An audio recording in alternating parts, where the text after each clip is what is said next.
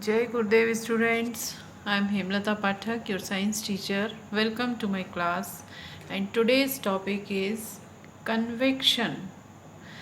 In last class we discussed about one method of heat flow, that is conduction. We discussed about conduction. Heat flow किस तरह से होता है, कितने तरीके से होता है? 3 kinds: conduction, convection and one more radiation. And today we discussed about convection. So convection is the transfer of heat from one place to another by the movement of fluids.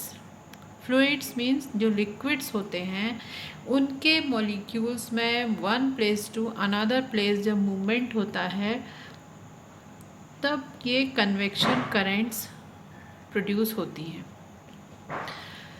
So convection is usually the dominant form of heat transfer in liquids and gases. Conduction की process किस में होती थी? Solids में. And convection is in liquids and gases. So in gases and liquids, when molecules are heated, मान लीजिए हमने एक वेसल में कुछ लिक्विड रखा हुआ है, तो इस लिक्विड के जो मॉलिक्यूल्स होते हैं वो उनको जब हम नीचे से हीट करते हैं, जब हमने हीट किया तो इनके मॉलिक्यूल्स बहुत ही तेज़ी से इनमें हीट फ्लो होता है. And the molecules travel very fast and move apart making them less dense and rise. अभी ये जितने पास पास हैं तो जब हम इनको हीट करेंगे तो ये थोड़ा डिस्टेंस से आ जाएंगे, ये थोड़ा दूर हो जाएंगे. और इसी तरह से आपने देखा होगा कि in winters people sitting around camp fires to keep themselves warm. So we can say convection is the circular motion that happens when warmer air or liquid which has faster moving molecules making it less dense rises while the cooler air or liquid drops down. और इसको हम इस तरीके से भी समझ सकते हैं कि during the day time when lands, मान लीजिए this is earth, land part जो है वो क्या होता है? Gets heated. The air above this land part, this is land, air above this land part gets heated and rises up. The cooler heavier air from adjoining cooler places rushes. अब यहाँ पर ये लैंड वाला part बहुत ही गर्म हो गया तो यहाँ की एयर ऊपर उठेगी गर्म होकर के, और इसके पास में जो दूसरी एयर है वो यहाँ पर आ जाएगी. जब यहाँ पर स्पेस फ्री होगा तो ये एयर यहाँ आ जाएगी, यहाँ की हॉट होकर के ऊपर पहुँच गई. अब जब ये ऊपर पहुँचेगी तो ये फिर कूल होगी और कूल होके फिर यहाँ पर आएगी. तो इस तरह से एक पूरा करंट बन जाता है. तो हम ये भी बोल सकते हैं कि due to convection currents winds are formed. Convection current के कारण ही विंड्स का फॉर्मेशन होता है.